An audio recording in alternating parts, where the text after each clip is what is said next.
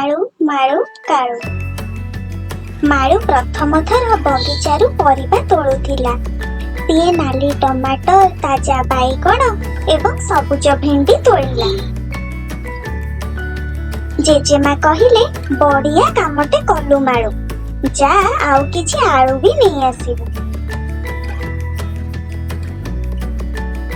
ମାଳୁ ଗଛଲତା ଚାରା ସବୁଆଡେ ଚାହିଁଲା, ଗୋଟେ ବି ଆଳୁ ସିଏ ଦେଖିବାକୁ ପାଇଲାନି।